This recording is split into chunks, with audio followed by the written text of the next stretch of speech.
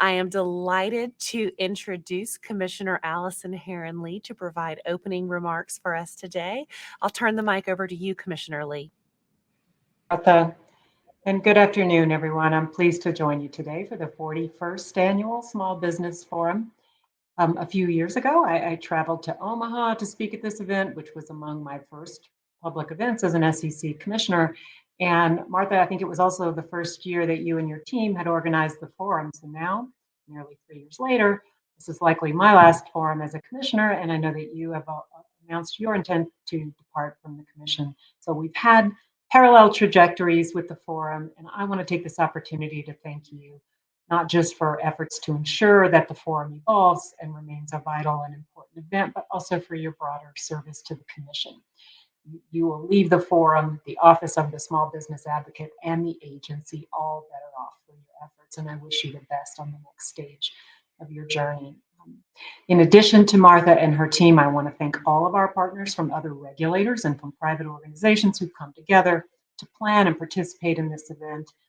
Every year, I especially appreciate the collaborative nature of the forum, which emphasizes communication and collaboration, not only between the commission and the private sector, but also among regulators. I think that's important because it compels us to consider our overlapping jurisdictions and mandates and better understand how we can collectively create a regulatory environment that supports diverse, balanced capital raising opportunities for businesses and investors alike. And I also appreciate the continued focus of the forum on opportunities for women and minority-owned businesses and underrepresented founders and investors more generally. This is an issue of crucial importance as we seek to promote access and opportunities for all participants in our capital markets. So as you go about your discussions today and consider potential recommendations for the Commission, I'd like to highlight a couple of areas where I believe some regulatory action might be overdue. I know that these topics may have been a particular area of focus yesterday, but I hope you'll bear these in mind as you finalize any recommendations for the forum overall.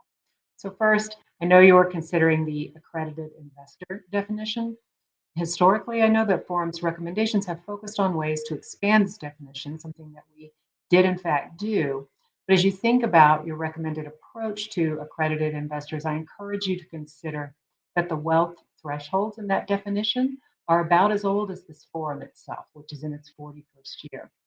And while we may consider potential alternatives to wealth as a pathway to accredited investor status, as we have, I ask you to think about whether, as long as we do maintain wealth thresholds, it's credible to leave them static for decades on end. Indeed, some common sense adjustments to the wealth thresholds, such as indexing them to inflation, may help facilitate expanding the definition in other respects. Second, I hope you'll be giving some thought to Form D. The vast amount of capital being raised through exempt offerings, especially Reg D offerings, is well documented.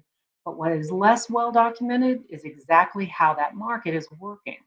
This Form D, which is our principal mechanism for visibility into that market, but in fact, our visibility is hampered by limitations of that form.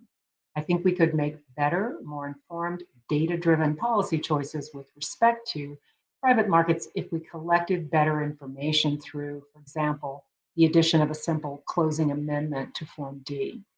And then lastly, I want to return to a point that I made back in 2019 that I think is still relevant and important, and that is investors and business owners are not a distinctly separate groups.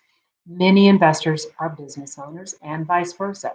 And capital raising and investor protection are not at odds with one another or a zero-sum proposition, but rather investors need appropriate investment opportunities, and investor protection increases investor confidence, which in turn helps promote capital raising.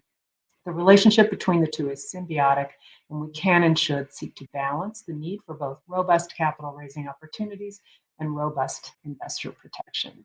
So thank you again to all for your participation in the forum, and I look forward to reviewing your recommendations. Thank you.